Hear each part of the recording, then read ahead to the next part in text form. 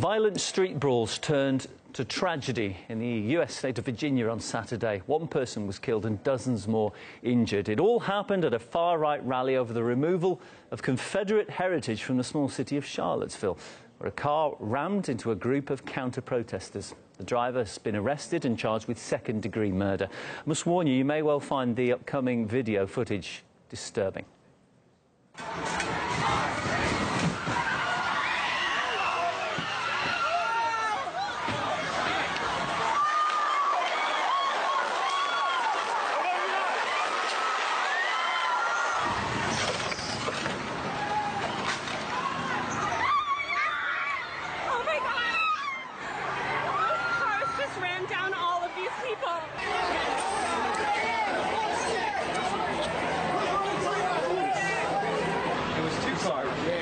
Got tore up.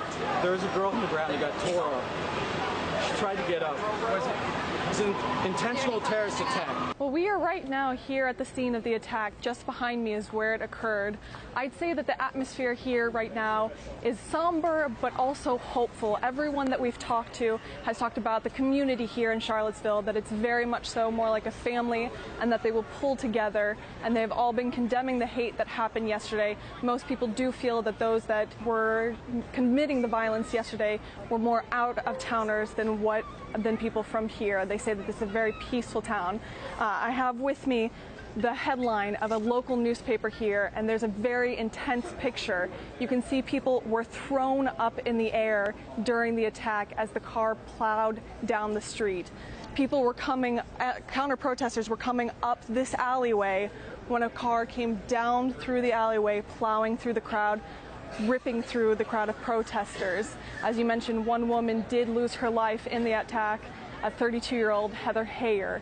Of course, the driver of the car fled the scene, but he has been arrested and identified as 20-year-old James Fields of Ohio.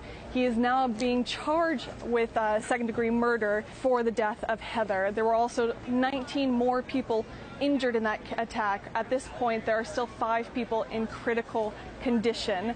This attack did occur while the city was still under a state of emergency. There was a heavy police presence here with the Virginia National Guard also here in the town.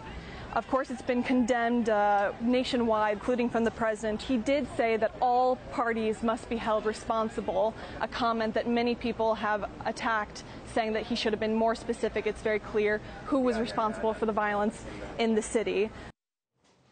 Well, the main reason for Saturday's Unite the Right march was the authorities' plans to remove a Confederate statue and to rename 2 local parks. At least 15 people were injured in the violence that ensued. Scores were arrested. Pepper spray, batons, makeshift weapons were all used in brawls between the far-right demonstrators and the Antifa protesters. In a separate incident, a police helicopter, which had been monitoring the rally, crashed outside the town. In that incident, 2 officers were killed. The US president has voiced his concern over the standoff in Virginia. We condemn in the strongest possible terms this egregious display of hatred, bigotry, and violence on many sides. On many sides. It's been going on for a long time in our country. Not Donald Trump, not Barack Obama. This has been going on for a long, long time.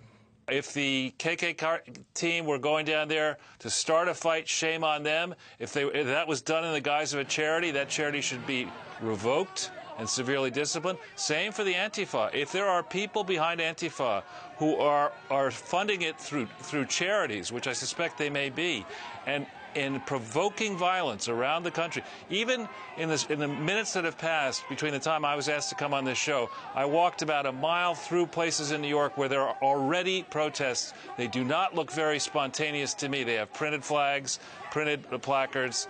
You know, I think people on both sides are spoiling for a fight here, and we ought to think very carefully about what actually happened, find out who may be guilty of what offenses, investigate them and punish them accordingly before we leap to a conclusion as to what may have happened.